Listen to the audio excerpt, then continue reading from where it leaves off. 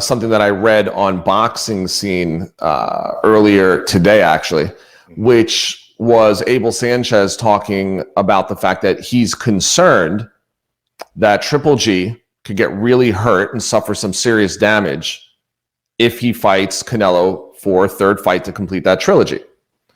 And I don't know if I feel that it's a little bit of sour grapes with Abel and that he's still hanging on, even though he says it's not. He clearly says it's not because I'm not involved. He just feels that after the first two fights at 38 years old, 10 years older than Canelo, that Triple G could be really putting himself in a tough position, especially considering the tough fight he had against Derevanchenko, who he defeated in October, I believe. I don't know. Maybe I'm wrong on the date, but nonetheless, in his most recent fight. So my whole thing is this. If Abel was still training Triple G, would he be feeling the same way? Would he be making these comments going into a third Canelo fight? I'm really concerned that Gennady can get hurt or that he's going to suffer damage. I don't think so. Mm-hmm. I've known Abel a very long time. We used to work together at Don King Productions. We actually basically shared a cubicle in the early 90s. And I think he's a great trainer, great guy. I do think there's a little bit of sour grapes here. I think a lot of people would agree with me on that. And I don't think that Triple G is going to suffer any damage in a third fight against Canelo, considering that I felt that he beat him in the first fight. And the second fight was also extremely close, could have gone either way. So that's where I stand in between the rounds, and I'm interested in seeing what you have to say in the championship rounds. So, Peter, I understand what you're saying. And here's the thing. We don't know for a fact whether or not Abel is saying this because he is a little butthurt. Mm-hmm. Canelo decided to, Golovkin decided to move on without him. We don't know that. But here's the thing. There's certain things that you cannot say because of what just happened. If somebody just fires you or, tells you that your services are no longer needed, mm-hmm. any criticism that you give of that person after that, it's going to sound like hating. It just is. It is. Another situation where you just can't ever say something, say this particular thing after this other specific thing has happened. Deontay Wilder and the costume design thing. Excuse. Maybe that's true. But there is no way in the world that's going to be a permissible excuse after you just got stopped. Even if it's true, you got to keep it to yourself. So even if Abel Sanchez is legit concerned about Golovkin in a third fight with Canelo, if you say that after you just got let go, that's what it sounds like. And nobody will ever take it seriously. They're going to say, oh, Abel's just saying that because he's mad because Golovkin let him go. So that's the whole thing. I would just kind of, if I were him, I would just kind of just chill, watch what happens, let it be.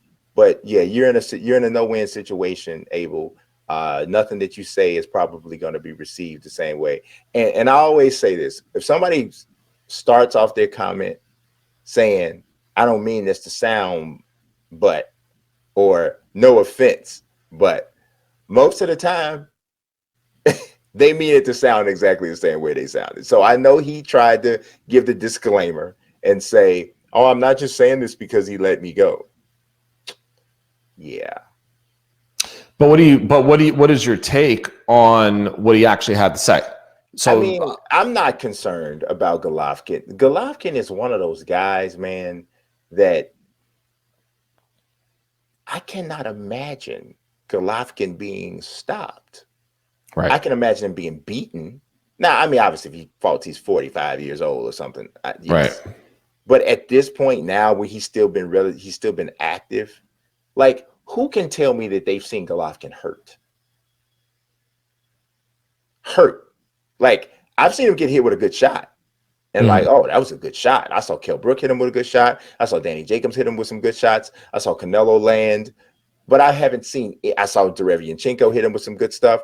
But I've never seen Golovkin hit and look like, whoa, I've Right. never seen that. So the way that Canelo cannot just come in fighting Golovkin balls to the wall. I don't care what the age gap is. These two guys have not separated from a talent standpoint enough for Canelo to be able to say in the third fight, I'm coming out super aggressive. What he's firing back is not going to be of a major consequence to me. I'm coming in, I'm pushing the action, I'm going for the knockout. He can, as good as Canelo's chin is, he cannot come in and fight Golovkin that way. So I'm trying to figure out at what point is he going to be able to be as free to land the type of shots to hurt a guy that we haven't even ever seen hurt before. And here's the other thing. We're now assuming, let's just make the assumption that this fight's at middleweight. We're talking now about Canelo having to get down to 160 again. Right. Which we haven't seen for a long time since he fought Triple G. I don't think it would be at 160 because so if it's at a catch weight, but if it's at a catch weight, it's probably not going to be at 175. Right. It's not going to be at 168. Okay, maybe 63 or whatever. But who's to say that doesn't also benefit Golovkin?